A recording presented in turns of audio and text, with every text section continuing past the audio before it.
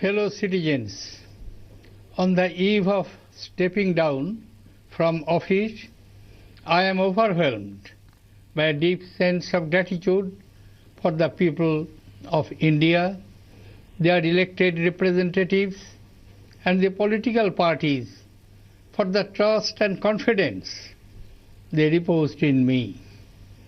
I am humbled by their kindness and affection. I have received much more from the country than I have given. For that, I will remain ever indebted to the people of India. I congratulate and extend a warm welcome to Sri Ramnath Kovind, the President-to-be, and wish him success and happiness in the years to come. Fellow citizens, our founding fathers, with the adoption of Constitution, set in motion powerful forces that liberated us from the stranglehold of inequity in gender, caste, and community, along with other fetters that had tied us for too long. It inspired a social and cultural evolution which put Indian society on the track to modernity. A modern nation is built on some essential fundamentals: democracy or equal rights for every citizen, secularism or equal freedom to every faith, equality of every region, and economic equity. For development to be real, the poorest of the land must feel that they are a part of the nation's narratives. Fellow citizens, 5 years ago, when I took the oath of office of the President of the Republic, I promised to preserve, protect, and defend our Constitution, not just in word, but also in spirit. Each day of these 5 years, I was conscious of my responsibility. I learned from my travels across the length and breadth of the country. I learned from my conversations with young and bright minds in college and universities, scientists, innovators, scholars, jurists, authors, artists, and leaders from across the spectrum. These interactions kept me focused and inspired. I strove hard. How successful I was in discharging my responsibilities will be judged over the time by the critical lens of history. Fellow citizens, as one advances in years, so does one's propensity to sermonize.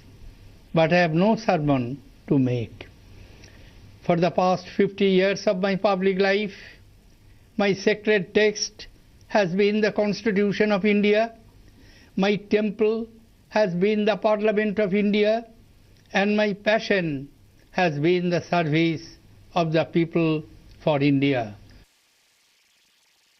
I want to share with you some truths that I have internalized in this period. The soul of India resides in pluralism and tolerance. India is not just a geographical entity. It carries a history of ideas, philosophy, intellect, industrial genius, craft, innovation, and experience. Plurality of our society has come about through assimilations of ideas over centuries. The multiplicity in culture, faith, and language is what makes India special. We derive our strength from tolerance. It has been part of our collective consciousness for centuries. There are divergent strands in public discourse. We may argue, we may agree, or we may not agree. But we cannot deny the essential prevalence of multiplicity of opinion. Otherwise, a fundamental character of our thought process will wither away. The capacity for compassion and empathy is the true foundation of our civilization. But every day we see increased violence around us. At the heart of this violence is darkness, fear, and mistrust. We must free our public discourse from all forms of violence, physical as well as verbal. Only a non-violent society can ensure the participation of all sections of the people, especially the marginalized and the dispossessed, in the democratic process. Power of non-violence has to be resurrected to build a compassionate and caring society. Protection of the environment is essential for our survival. Nature has been kind to us in its bounty, but when greed exceeds need, nature lets loose its fury. We often see some parts of India affected by devastating floods, while others reel under severe drought.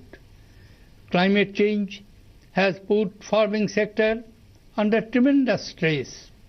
Scientists and technologists have to work with millions of farmers and workers to revive the health of our soil, arrest the decline in water table, and restore the ecological balance. We all have to act together now, for the future may not give us another chance. As I had said, on assuming the office of the President, education is the alchemy that can take India to its next golden age. A reordering of society is possible through the transformative power of education. For that, we have to upgrade our higher institutions of learning to world-class levels. Our education system must accept disruption as a norm and prepare our students to manage and build upon the disruptions. Our universities should not be a place for note memorizing, but an assembly of inquisitive minds. Creative thinking, innovative and scientific temper have to be promoted in our institutions of higher learning. It calls for application of logic through discussion, argument and analysis. These qualities have to be cultivated and autonomy of mind has to be encouraged. For us, creation an inclusive society has to be an article of faith. Gandhiji saw India as an inclusive nation where every section of our population lived in equality and enjoyed equal opportunity. He wanted our people to move forward unitedly in ever-widening thought and action. Financial inclusion is at the core of an equitable society. We must empower the poorest of the poor and ensure that the fruits of our policies reach the last person in the line. To lead healthy, happy and productive lives is the basic right of our citizens. Happiness is fundamental to the human experience of life. Happiness is equally the outcome of economic and non-economic parameters. The quest for happiness is closely tied to the quest for sustainable development, which is the combination of human well-being, social inclusion, and environmental stability. Eradication of poverty would provide a strong boost to happiness. A sustainable environment would prevent damage to the planetary resources. Social inclusion would ensure access to the fruits of progress to all.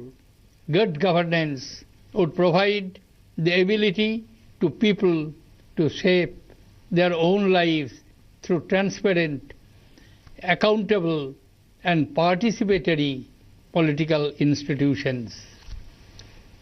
Fellow citizens, during my 5 years in Rashtrapati Bhavan, we tried to build a human and happy township.